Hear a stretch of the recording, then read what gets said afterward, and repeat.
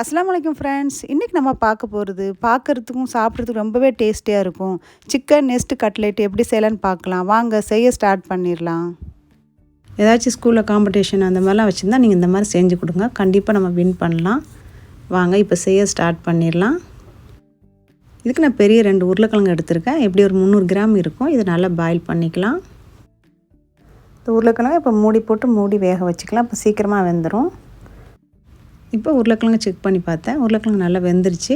இப்போ இந்த டைமில் ஸ்டவ் ஆஃப் பண்ணிவிட்டு நல்லா ஆற விட்டு ஸ்கின்னெல்லாம் ரிமூவ் பண்ணி எடுத்து வச்சுக்கலாம். அடுத்தப்பில் ஒரு பேன் எடுத்துக்கிறேன்.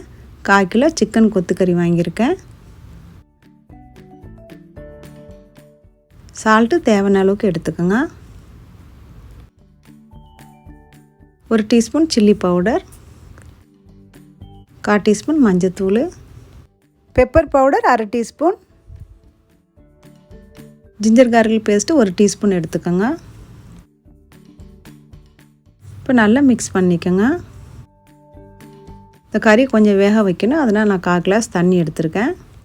இப்போ ஸ்டவ்வை மீடியம் ஹீட்டில் வச்சு இதை நல்லா வேக வச்சு எடுத்துக்கலாம். நம்ம சிக்கனை நல்லா வேக வச்சு பண்ணுறதுனால ரொம்ப கட்லேட்டு ரொம்ப பொரிக்கணும் தேவையில்லை எண்ணெயில். அதனால் நம்ம இந்த மாதிரி பண்ணிக்கலாம். நல்லா வேக ஆரம்பிச்சிருச்சு. இந்த மாதிரி நல்லா வேக வச்சுக்கோங்க. இந்த மாதிரி தண்ணி எதுவும் இல்லாமல் நல்லா ட்ரை பண்ணி எடுத்துக்கோங்க. இப்போ நல்லா ட்ரை ஆயிடுச்சு பாருங்கள். இந்த டைமில் நம்ம எடுத்துடலாம். ஸ்டவ் ஆஃப் பண்ணிவிட்டு இன்னொரு பிளேட்டுக்கு மாற்றிக்கலாம். இப்போ இந்த பேனை நம்ம யூஸ் பண்ணிக்கலாம். பேனை நல்லா சூடு பண்ணிக்கோங்க. இதுக்கு 2 ஸ்பூன் நான் எண்ணெய் எடுத்துருக்கேன். இப்போ எண்ணெயை நல்லா சூடு பண்ணிக்கலாம். எண்ணெய் நல்லா சூடாயிருச்சு. 1/2 டீஸ்பூன் சோம்பு சேர்த்துக்கோங்க. பூண்டு ஒரு 4 பூண்டும் ஒரு சின்ன துண்டு இஞ்சும் சின்னதாக கட் பண்ணி வச்சுருக்கேன். ரெண்டையுமே ஒன்றா சேர்த்து நான் கொஞ்சம் லைட்டாக வதக்கிக்கலாம். இது கூட 2 பச்சை மிளகா சின்னதாக கட் பண்ணி சேர்த்துக்கோங்க. இதுக்கு ஒரு பெரிய வெங்காயம் கட் பண்ணி வச்சுருக்கேன். சின்னதாக கட் பண்ணியிருக்கேன். இப்போ எல்லாம் சேர்த்த அப்புறமா ஒரு 1/2 நிமிஷம் கொஞ்சம் வதங்கட்டும் இந்த வெங்காயம்லாம். இப்போ லைட்டாக வதங்கிடுச்சு பாருங்கள். இந்த டைமில் நம்ம எடுத்து வச்சுருந்த கறியை சேர்த்துக்கலாம். இப்போ 1/4 டீஸ்பூன் உப்பு சேர்த்துருக்கேன். டேஸ்ட்டுக்கு ஏற்ற மாதிரி உப்பு பார்த்து சேர்த்துக்கோங்க. உருளைக்கிழங்கை உரித்து நல்லா கொஞ்சம் மசிச்சு வச்சுருக்கேன். இப்போ இதோடு சேர்த்து நல்லா மிக்ஸ் பண்ணிக்கலாம். உருளைக்கிழங்கு சேர்த்தப்புறமா ரொம்ப வேக வைக்க வேண்டாம். இப்போ மிக்ஸ் பண்ணிவிட்டு ஸ்டவ் ஆஃப் பண்ணிவிட்டு இறக்கி வச்சுக்கலாம். அடுத்தப்பில் ஒரு பவுலில் 2 முட்டை எடுத்து உடச்சி ஊற்றிக்கலாம். உடச்சி ஊற்றின முட்டையை நல்லா பீட் பண்ணிக்கோங்க. இப்போ நல்லா பீட் பண்ணி முட்டை ரெடி பண்ணிட்டோம். அடுத்தாப்பில் மல்லி இலையை சின்னதாக நல்லா பொடிசாக கட் பண்ணி வச்சுக்கோங்க. இப்போ கட் பண்ணி வச்சுருந்த மல்லி இலை இதோட சேர்த்து நல்லா மிக்ஸ் பண்ணிக்கலாம். நல்லா மிக்ஸ் பண்ண அப்புறமா உருண்டை மீடியம் சைஸில் நம்ம பிடிச்சிக்கலாம். நீங்கள் உங்களுக்கு என்ன ஷேப் வேணுமோ நீங்கள் எடுத்துக்கோங்க. இப்போ நான் சர்க்கிளாக தான் பண்ண போகிறேன். அதனால் இந்த மாதிரி நான் பண்ணிக்கிறேன். இப்போ இந்த மாதிரி எல்லாமே நான் ரெடி பண்ணிட்டேன். சர்க்கிளாகவும் ரெடி பண்ணி வச்சுருக்கேன். இப்போ எல்லாமே நம்ம உருண்டை பிடிச்சி எடுத்துக்கலாம்.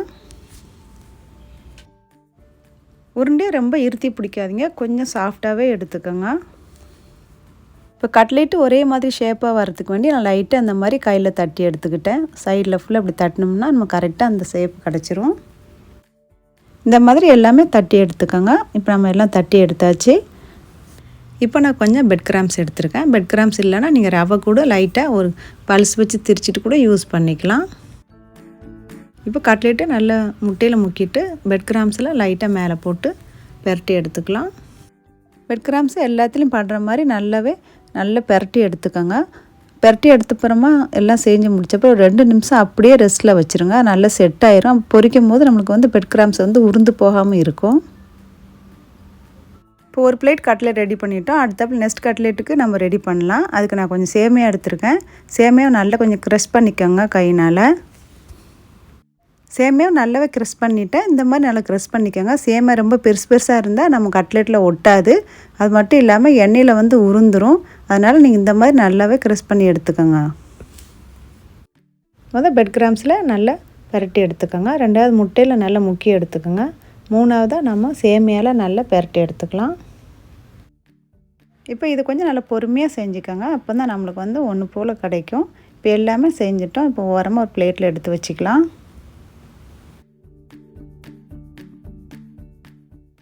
இப்போ நம்ம எல்லாம் ரெடி பண்ணிட்டோம். ஒரு 2 நிமிஷம் அப்படியே விட்டுருங்க, அது செட் ஆகட்டும். அதுக்குள்ளே எண்ணெய் சூடு பண்ணிடலாம். ஸ்டவ்வில் பேன் ஒன்று வச்சுக்கலாம். எண்ணெய் தேவையான அளவுக்கு ஊற்றி நல்லா ஹை ஹீட்டில் நல்லா எண்ணெயை நல்லா சூடு பண்ணிக்கோங்க. இன்னும் நல்லா சூடான அப்புறமா ஸ்டவ்வை மீடியமில் வச்சு தான் பொரிக்கணும், இல்லைனா ஓவராக கட்லெட் ப்ரௌனி ஆயிரும். நம்ம மறக்காமல் அந்த மாதிரி வச்சுக்கலாம். இப்போ எண்ணெய் நல்லா சூடாயிருச்சு. ஸ்டவ்வை மீடியம் ஹீட்டில் வச்சுட்டு பொரிக்க ஆரம்பிச்சிடலாம். ஒரே நேரத்தில் எல்லா கட்லெட்டும் போடாதீங்க, 2-3 போட்டு நம்ம எடுத்துக்கலாம். அப்போ ஈஸியாக இருக்கும் பொரிக்கிறதுக்கு. இப்போ ஒரு பக்கம் நல்லா பொரிஞ்சிருச்சு. இப்போ பொறுமையாக ஒன்று ஒன்றா திருப்பி விட்டுடலாம். இப்போ 2 சைடும் நம்ம பரட்டி விட்டுட்டா நல்ல கோல்டன் கலர் வந்துருச்சு. இந்த டைமில் நம்ம எடுத்துக்கலாம். ரொம்ப பொரிய வேண்டாம், ஆல்ரெடி நம்ம எல்லாமே வேக வச்சு தான் ரெடி பண்ணி வச்சுருக்கோம். இப்போ இது எடுத்த அப்புறமா மீதி செஞ்சு வச்ச கட்லெட் எல்லாமே போட்டு எடுத்துக்கலாம். இப்போ ஒரு சைஸ் கட்லெட்டு நம்ம ரெடி பண்ணி எடுத்துட்டோம் இந்த மாதிரி. இப்போ அடுத்தாப்புல நம்ம நெக்ஸ்ட்டு கட்லெட்டு பொறுமையாக எல்லாத்தையும் ஒன்று ஒன்றா போட்டு பொரித்து எடுத்துக்கலாம்.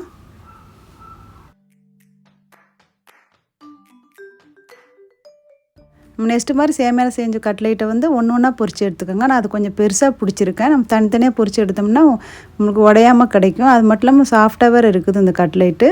அதனால தனித்தனியாக நம்ம பொரித்து எடுத்துக்கலாம். எல்லாம் பொறுமையாக ஒன்று ஒன்றா போட்டு பொரித்து எடுத்துட்டோம். நீங்களும் இந்த மாதிரி ட்ரை பண்ணி பாருங்கள். இப்போ ரெடி ஆயிடுச்சு.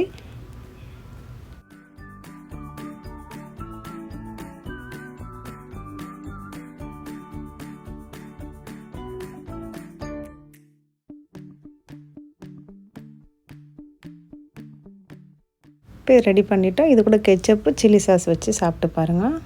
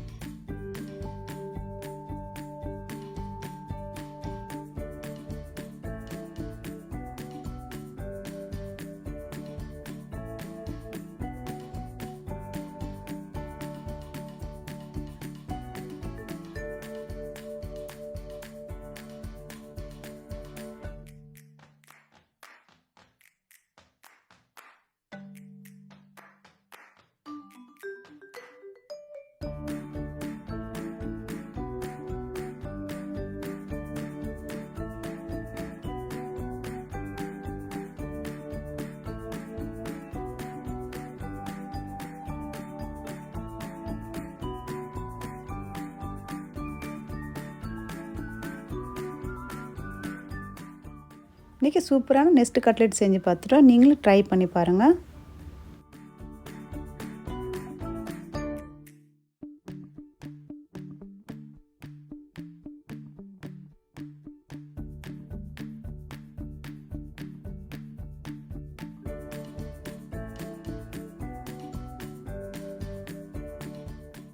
புதிய நண்பர்கள் நம்ம சேனலை சப்ஸ்கிரைப் பண்ணிக்கோங்க. நான் புது வீடியோ போடும்போது உங்களுக்கு தெரிய வரும்.